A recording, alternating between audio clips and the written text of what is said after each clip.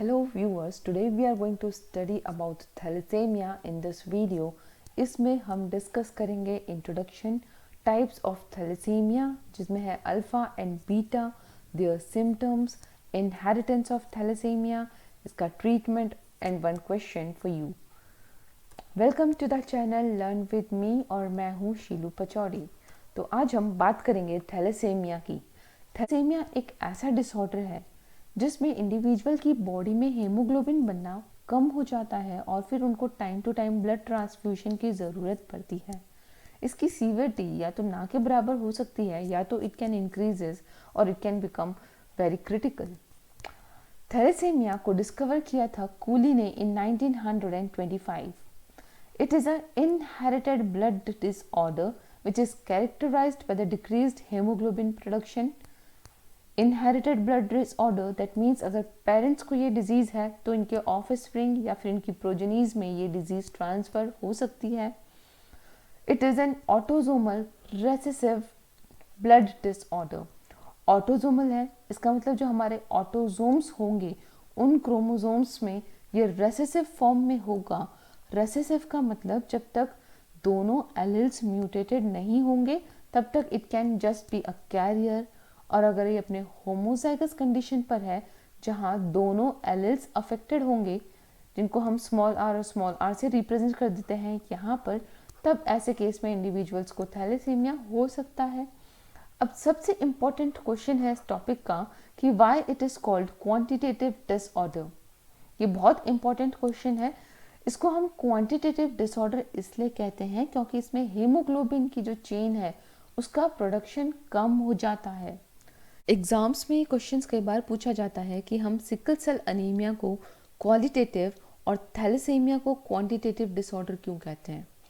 अब sickle cell anaemia में RBC का शेप चेंज होता है बाइकॉन्केव से सिकल शेप का। इसका मतलब इसकी क्वालिटी पे चेंज आ रहा है, इसलिए हम इसको क्वालिटेटिव कहेंगे। Whereas on the other hand जब हम बात करते हैं थैलेसीमिया की, तो थैलेसीमिया में हेमोग्लोबिन की चेन्स का प्रोडक्शन कम हो रहा है, जिसका मतलब अमाउंट कम हो रहा है ना। चेन्स की अमाउंट कम होने की वजह से, इसकी क्वांटिटी कम होने की वजह से हम इसको क्वांटिटेटिव डिसऑर्डर कहेंगे। It will be a quantitative disorder because the amount of the production of hemoglobin chains is decreasing. Thalassemia mainly two types के होते हैं, alpha thalassemia and beta thalassemia. इससे पहले कि हम इसको और डिटेल में डिस्कस करें, यहाँ पर आप ध्यान दीजिए, ये है एक आरबीसी और आरबीसी के अंदर प्रेजेंट होते हैं haemoglobin. These hemoglobins are mainly made up of 4 chains. It has 2 alpha chains, that this is the first alpha chain, this is the second alpha chain, and it has 2 beta chains, the first beta chain and the second beta chain. तो total कितनी chains बन रही हैं? 4 chains. जब alpha chain में कोई defect आ जाए या फिर कोई म्यूटेशन होगा तब हम उसको कहेंगे अल्फा थैलेसीमिया, और अगर बीटा चेन्स में कोई चेंजेस आ रहे हैं या फिर म्यूटेशन हो रहा है तब हम उसको कहेंगे beta thalassemia. Now let us discuss about alpha thalassemia in detail. These alpha chains which are present on the hemoglobin, ये कोड होती हैं 2 अलग अलग जीन्स से।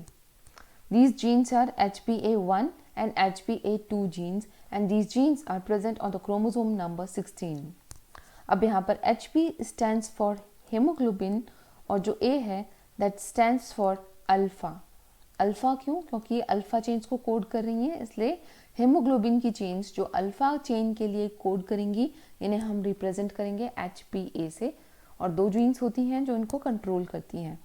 जब इन जीन्स में कोई म्यूटेशन आ जाता है या फिर कोई डिलेशन हो जाए तो ये अपने डिफेक्टेड अल्फा चेन्स का प्रोडक्शन शुरू कर देती हैं, और डिफेक्टिव अल्फा चेन्स होंगी तो number of globin chain, alpha globin chains का जो नंबर होगा इट विल रिड्यूस। अब चेन्स रिड्यूस होने से क्या होगा, उस इंडिविजुअल की बॉडी में हेमोग्लोबिन्स जैसे कि 4 चेन से बनती हैं, उसमें 2 अल्फा और 2 बीटा चेन्स होती हैं। अगर अल्फा चेन्स का प्रोडक्शन कम हो रहा है तो बीटा चेन्स तो नॉर्मली प्रोड्यूस हो रही हैं जैसे होती हैं, ऐसे केस में क्या होगा, अल्फा चेन्स कम हो जाएंगी, बीटा चेन्स बढ़ जाएंगी। बीटा चेन्स के बढ़ने की वजह से it will result into the formation of unstable tetramer. which have abnormal oxygen dissociated curve और RBC का शेप चेंज हो जाएगा। नाउ अब हम बात करते हैं बीटा थैलेसीमिया की। In the haemoglobin chain this is RBC के प्रेजेंट होते हैं अंदर haemoglobin and these haemoglobins are made up of 4 chains, जिसमें से हमने बात की 2 alpha chains and 2 beta chains are present. So in the beta thalassaemia the beta chains are affected. अब क्या होता है कि जो बीटा चेन्स हैं they are encoded by the HBB genes which are present on the chromosome number 11. This HBB stands for HB का मतलब hemoglobin और B stands for बीटा, क्योंकि ये बीटा चेन के प्रोडक्शन में इन्वॉल्व है इसलिए हम इसको कहेंगे बीटा चेन्स। जब इस HBB चेन में म्यूटेशन आ जाता है तब वो डिफेक्टेड बीटा चेन्स का फॉर्मेशन करना शुरू कर देते हैं और अब इसमें बीटा चेन के नंबर्स रिड्यूस हो रहे हैं। So due to the decrease in the number of beta chains, it results into the beta thalassemia. Now you all know कि हमारी बॉडी में हर कैरेक्टर्स को कंट्रोल करने के लिए we have 2 alleles.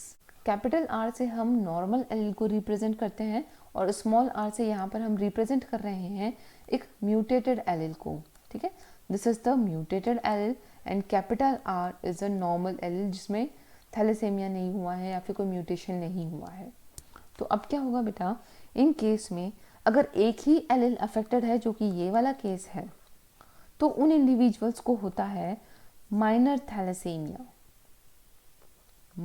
Thalassaemia and the second case is when both the alleles are mutated, तब उनमें पाया जाता है मेजर थैलेसेमिया। ये बहुत इंपॉर्टेंट है, याद रखना। बीटा थैलेसेमिया 2 टाइप्स के होते हैं, minor thalassemia and major thalassemia. This is minor and this is the major thalassemia. Now let us discuss the symptoms of beta thalassemia. In individuals में होंगे वीकनेस, इनकी स्किन पेल हो जाएगी, इनमें बोन प्रॉब्लम्स शुरू हो जाते हैं और उनका स्प्लीन सेल एनलार्ज हो जाता है। Now let's see the inheritance of thalassemia. जैसा कि हमने पहले भी डिस्कस किया कि ये है एक ऑटोसोमल रेसेसिव डिसऑर्डर। ऑटोसोमल है इसका मतलब ऑटोसोम्स में हो रही है और रेसेसिव है इसका मतलब जब तक दोनों एलील्स अफेक्ट नहीं होंगे the individual will remain unaffected. So now let's see this case where the father is a carrier है, that means one allele is normal, another allele is mutated जो कि डिफेक्टेड जीन्स प्रोड्यूस कर रहा है। And same thing is with the mother because she is also a carrier. तो इनके पास हैं 2 alleles, एक है नॉर्मल एलील और दूसरा है mutated allele.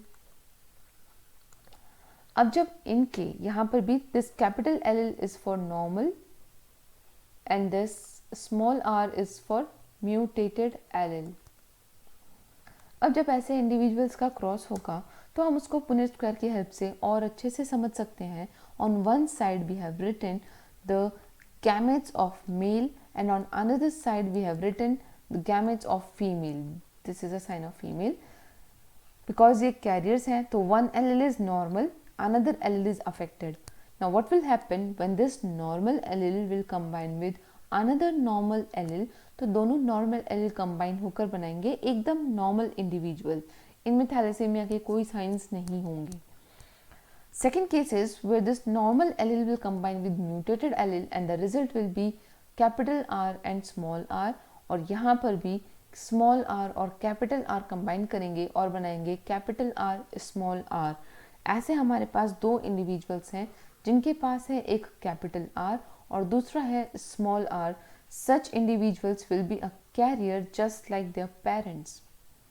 This is the last case where both the mutated allele will combine और ऐसे इंडिविजुअल्स होंगे अफेक्टेड, इनको होगा थैलेसेमिया।